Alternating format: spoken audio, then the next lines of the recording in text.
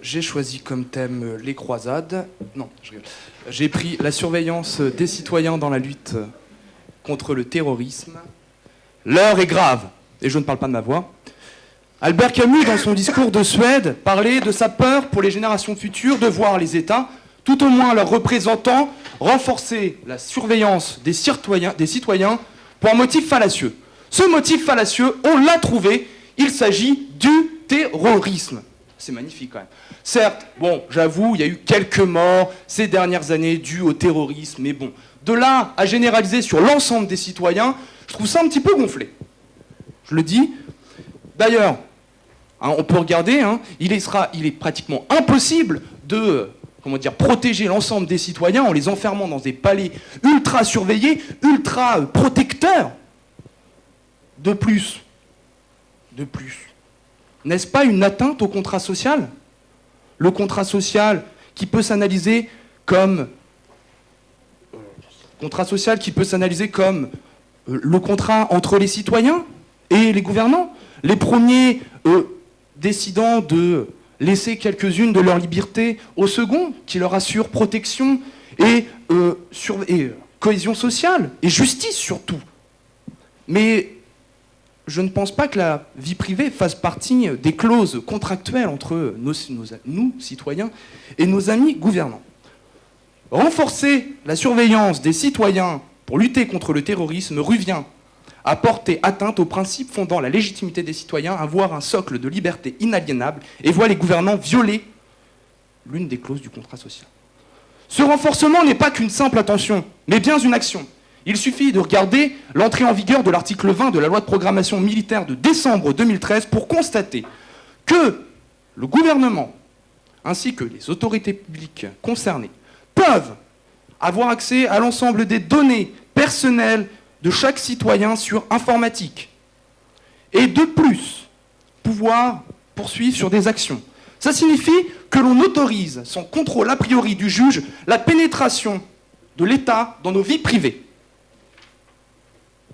Ce mécanisme pourra fonder toute forme d'action pénale contre un terroriste au vu de ses données informatiques. Terroriste, entre guillemets, je préfère préciser, pour éviter tout amalgame. Donc ça signifie, par exemple, un garçon lambda, un jeune homme, décide d'aller sur un site peu fréquentable et décide de regarder un film avec le terme cochonne et terroriste, il risquera une sanction, une condamnation pénale. C'est pas magnifique quand même ? De plus, chaque citoyen dispose du droit à la présomption d'innocence. Or, lorsque l'on renforce la surveillance d'un citoyen, des citoyens, on fait passer cette présomption d'innocence en une suspicion de culpabilité. Est-ce que nos gouvernants nous prennent pour des terroristes ? Je n'ai pas la réponse à cette question et je préfère accorder le bénéfice de la présomption d'innocence à ces personnes voulant protéger notre vie au détriment de notre droit à la vivre. À vouloir imiter le Patriot Act américain, qui permet à la NSA de surveiller l'ensemble des conversations de chaque citoyen, nous avons réussi à surpasser les Américains, au moins dans un domaine. N'est-ce pas magnifique ? Je vais être honnête avec vous. J'ai vraiment l'impression d'être Alice au pays des merveilles, qui se réveille après une vingtaine de mojitos, en plein milieu des pages les plus lugubres du 1984 de George Orwell.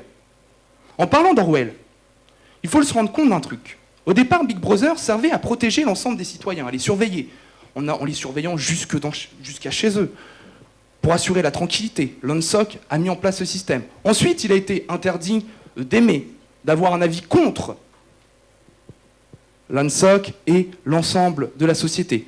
Puis, on a incité la dénonciation, on a incité l'obéissance à des ordres unilatéraux. On commence par la surveillance et on finit par des choses beaucoup moins sympathiques. Si pour vous, 1984 est un but ultime à atteindre, dans ce cas, je comprends votre envie de défendre ce renforcement de la surveillance. Mais si, comme moi, vous aimez profiter de la vie, vivre l'amour au détour d'un gaja, d'un code civil ou autre instrument de torture de notre intellect corrompu par le droit, chose magnifique et une des plus belles inventions de l'humanité, je vous demande de brandir vos armes. Je vous demande de former vos bataillons. Créez ensemble une raison et luttons juridiquement contre cette infamie. Il se faut donc être contre ce renforcement de notre surveillance, car même s'il renforce cette surveillance sur nos faits et gestes, ils n'empêcheront pas les actes terroristes de se perpétrer. Parce que, regardons, dans 1984, Winston Smith a pu, malgré ce flot de surveillance, vivre une idylle. En substance, ça signifie que même si on renforce l'ensemble des moyens de surveillance, un terroriste breton pourra toujours attenter avec un Queen Amman à la vie de millions de diabétiques. Mais la véritable question qu'il faut se poser, est-ce que le terrorisme, aujourd'hui, ne serait pas le macartisme, la peur du rouge du macartisme dans nos sociétés modernes, afin d'éviter que le peuple ne se rende compte qu'on est en train de limiter drastiquement ses libertés fondamentales et sa sphère privée? Nos gouvernants rêvent de Big Brother. Ils ont déjà commencé. Ils surveillent nos conversations téléphoniques, ils surveillent nos statuts Facebook, ils surveillent nos mails. Quelle sera la dernière étape de ce renforcement de la surveillance de nous, citoyens? Peut-être qu'un jour, nous serons obligés de faire une demande d'autorisation préalable soumise à non-opposition à l'administration afin de pouvoir, bien évidemment, je précise, ils vont regarder toutes nos informations Internet, afin de pouvoir ne serait-ce qu'aller dans un lieu public, pouvoir aller dans une toilette publique, de pouvoir aller au supermarché, pouvoir aller faire ses courses, pouvoir aimer. C'est la question qu'on peut se poser. Je vous remercie. Merci.